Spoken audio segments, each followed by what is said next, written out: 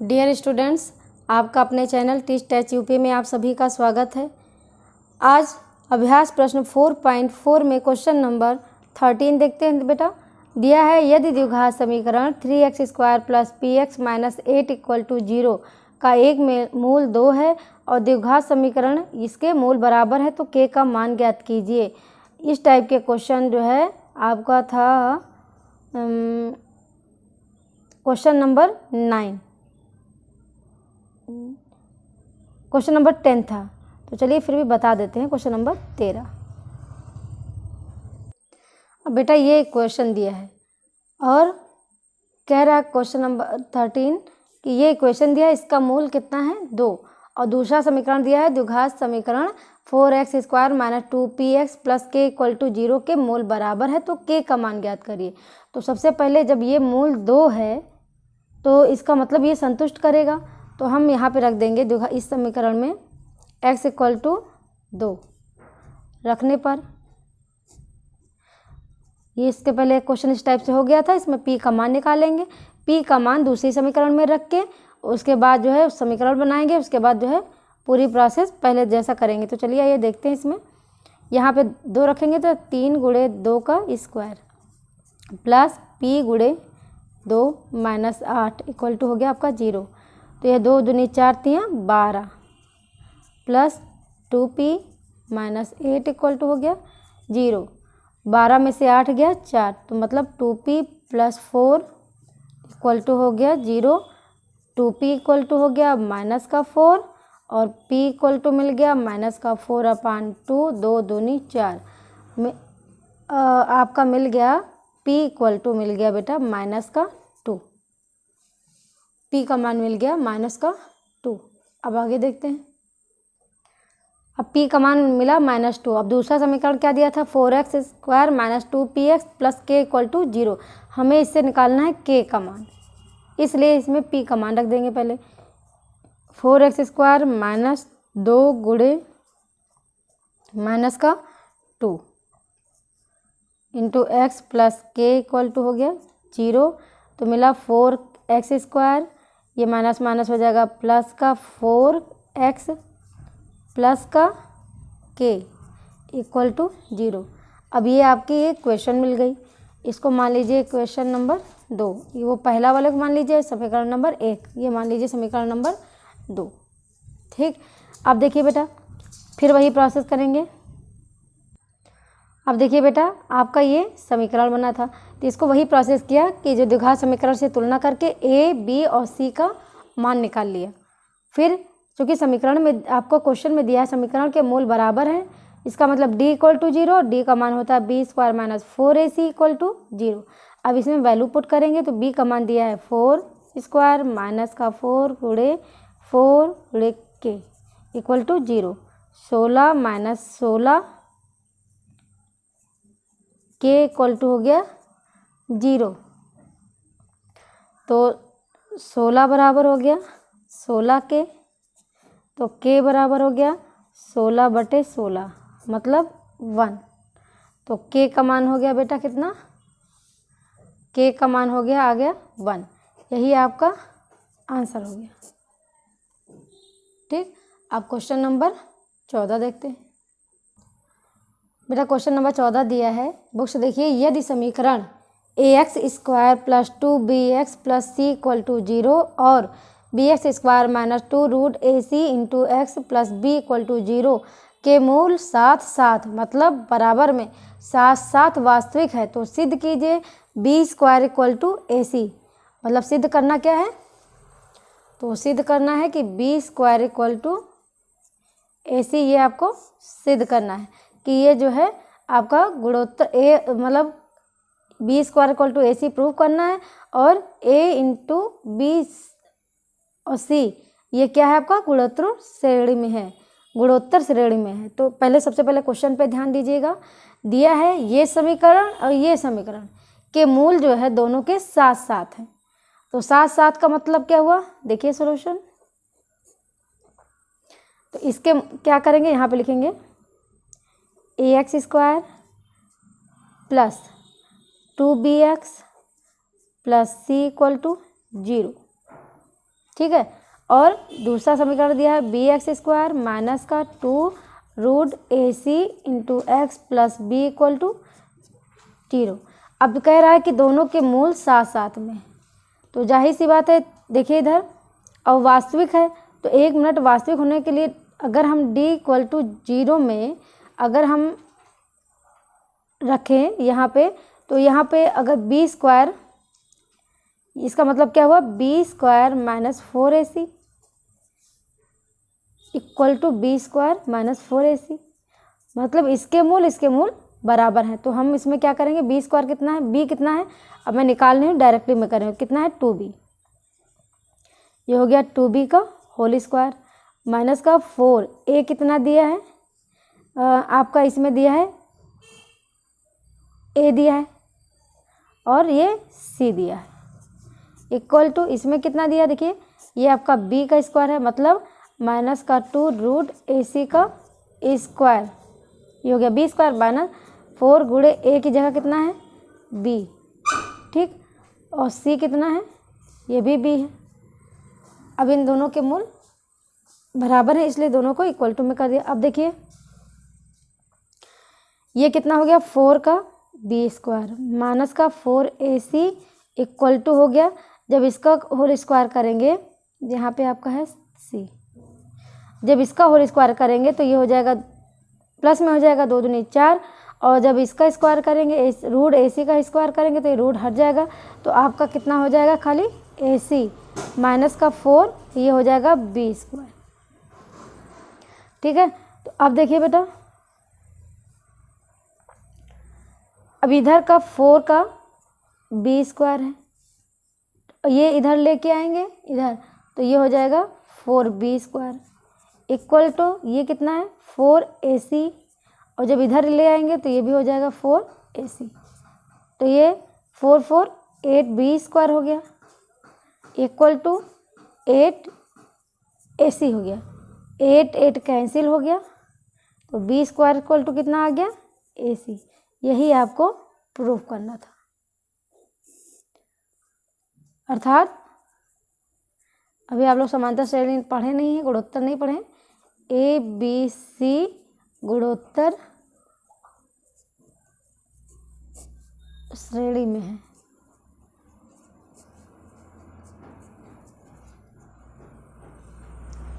ठीक है, अब हम क्वेश्चन नंबर 15 देखते हैं। विद्यार्थियों क्वेश्चन नंबर 15 देखते हैं बेटा, ये बहुत मोस्ट इम्पॉर्टेंट क्वेश्चन है, ये 2021 में ये पक्का आना है, इस टाइप के क्वेश्चन किसी ना किसी प्रश्न पत्र में ये जरूर आएगा। तो ये देख लीजिए, दिया है यदि समीकरण LX square plus NX plus N equal to 0 के मूलों का अनुपात P अनुपात Q है, तब सिद्ध कीजिए root P upon Q plus root Q upon P plus root N upon L equal to 0। आपसे बेटा रिक्वेस्ट है, इस क्वेश्चन को बिल्कुल दिमाग में बसा रखिएगा, एक एक स्टेप आपको बिल्कुल रट लेना है, बिल्कुल अच्छे से तैयारी कर लेना है। ये बहुत मोस्ट इम्पॉर्टेंट क्वेश्चन है, ये 2021 के लिए ये क्वेश्चन बहुत इम्पॉर्टेंट क्वेश्चन है, ये हर साल ये लगभग ये क्वेश्चन आता है। तो चलिए आइए देखते हैं क्वेश्चन नंबर 15। तो बेटा आपका दिया है क्वेश्चन, यदि समीकरण LX square plus NX plus N equal to 0 के मूलों का अनुपात, मूल तो आप जानते हो कोई समीकरण दिया होता है तो उसका मूल मानते हैं अल्फा और बीटा, आपके मूल होते हैं। तो यहाँ पे दिया है मूल P और Q, तो इसको लिखेंगे P अनुपात Q, तब सिद्ध करना है रूट, आपको सिद्ध करना क्या है, आपको मैं लिख के बता दे रही हूँ, सिद्ध आपको करना है, सिद्ध करना है root P upon Q plus root Q upon P plus root N upon L equal to 0, इसको प्रूफ करना है। ठीक, तो चलिए आइए देखते हैं सॉल्यूशन। सबसे पहले लिखेंगे, माना समीकरण आपका जो दिया है, दिया क्या, LX square plus NX plus N equal to 0। पहले मान लेंगे इसके मूल कितने क्या है, मान लेंगे इसके मूल के मूल अल्फा बीटा है। ठीक है। तो मान लेंगे इसके मूल हो गए आपके अल्फ़ा बीटा है। तो मूलों का योगफल क्या होता है, मैंने बताया ही है, मूलों का योगफल बेसिक कॉन्सेप्ट में मैंने बताया है, मूलों का योगफल इसको लिखते थे किससे, अल्फ़ा प्लस बीटा से। ठीक, तो क्या होता था, मूलों का योगफल का सूत्र क्या होता था, माइनस का b अपान a। तो b की जगह क्या है, ये दिया है, फॉर्मूले में माइनस होता था, और b अपान a मतलब n अपान a की जगह कितना है, l। ठीक, तो आपका हो गया मूलों का योगफल अल्फ़ा प्लस बीटा बराबर हो गया माइनस n अपान l।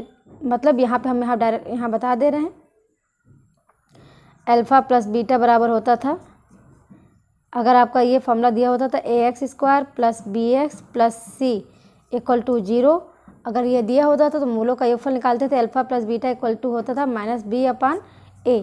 तो यहाँ पे बेटा दिया है b की जगह पे दिया है n, ठीक है, और a की जगह पे दिया है l, तो हमने लिख दिया alpha plus beta equal to n upon l। ये स्टेप समझ में आ जाना चाहिए। ठीक, उसके बाद मूलों का गुणनफल,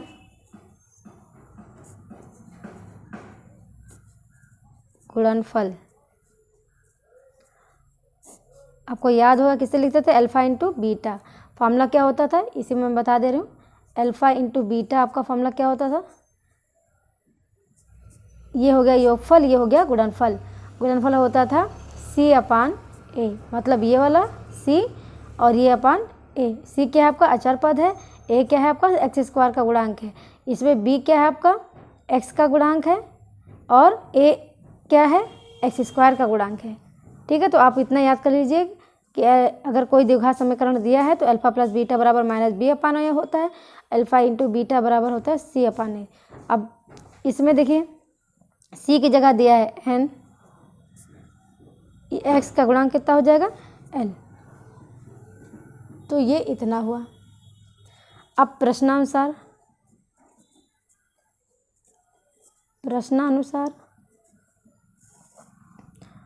प्रश्नानुसार दिया है आपका कि मूलों का अनुपात कितना दिया है, p अनुपात q, मतलब आपके मूल होते हैं कितना, अल्फ़ा इंटू बीटा होते हैं, तो इसकी जगह पे आपको दिया है p अनुपात q, मतलब अल्फ़ा मूल दिया है p और बीटा मूल दिया है q। तो इसको क्या लिख सकते हो, अल्फ़ा अपान बीटा बराबर p अपान q। इसको बना लीजिए, इसको बेटा बना लीजिए समीकरण नंबर 1, इसको बना लीजिए समीकरण नंबर 2, इसको बना लीजिए समीकरण नंबर 3। अब देखिए, अब लिखेंगे LHS।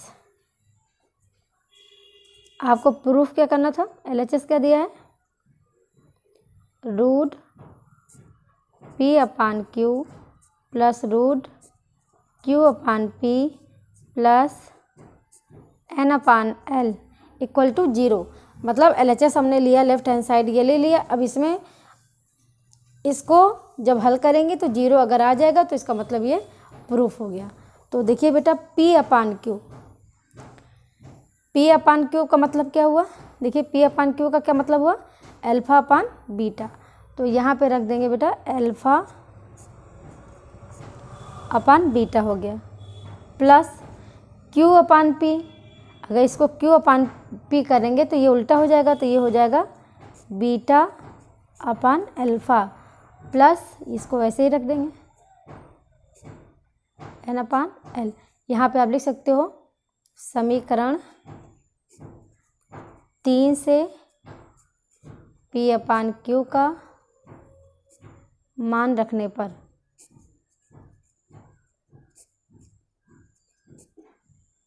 ठीक। अब देखिए इसको हम अलग अलग कर लेते हैं जिससे आपको आसानी होती है। ये हो जाएगा root alpha root beta plus root beta upon root alpha, plus इसको वैसे ही छोड़ देते हैं रूट n अपान l ये हो गया।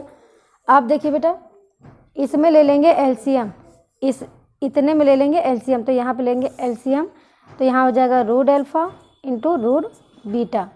जब इससे भाग देंगे रूट बीटा, ये रूट अल्फ़ा हो गया, रूट बीटा हो गया, ठीक। तो ये ले लिया एलसीएम, तो ये रूट बीटा से कैंसिल हो गया, तो ये हो जाएगा root alpha into root alpha, ठीक, प्लस अल्फ़ा ये कैंसिल हो गया, बचा root beta into root beta, ठीक, फिर plus root n upon l, ये स्टेप हो गया। अब देखिए, जब दो रूट सेम होते हैं, अल्फ़ा है तो ये क्या हो जाएगा अल्फ़ा। इसको हम डायरेक्टली कर सकते थे, लेकिन हमको समझाने के लिए मैंने इतना किया। और रूट बीटा का मल्टीप्लाई करेंगे तो ये हो जाएगा बीटा, ठीक, और ये अपान में आ जाएगा root alpha into beta plus root n upon ये हो गया l। अब देखिए बेटा, इसको एक स्टेप और कर लेते हैं। Alpha plus beta root alpha into beta plus root n upon ये हो गया l। अब ये हो गया मूलों का योग, ये हो गया मूलों का गुणनफल। तो मूलों का योग आपने अल्फ़ा प्लस बीटा बराबर क्या निकाला था, माइनस का n अपान l निकाला था अभी समीकरण नंबर 1 से, और अल्फ़ा इंटू बीटा का मान निकाला था क्या, समीकरण 2 से n अपान l निकाला था, प्लस का हो गया रूट n अपान l। इसके नीचे कोई संख्या नहीं है, मान लेंगे 1। अब देखिए बेटा, आपका जो है यहाँ पे कितना हो गया, बराबर माइनस का n अपान l प्लस ये जब दो रूट का मल्टीप्लाई करेंगे तो खाली n अपान l अपान आ जाएगा रूट n अपान l, ये इससे कैंसिल हो गया, मतलब इसमें जीरो आ गया। जीरो को जब कोई संख्या से भाग देते हैं तो वो कितना आ जाता है, जीरो। यही हो गया आपका RHS, राइट हैंड साइड। ये वेरी इंपॉर्टेंट क्वेश्चन है बेटा, इसको ज़रूर तैयार कर लीजिएगा आप लोग।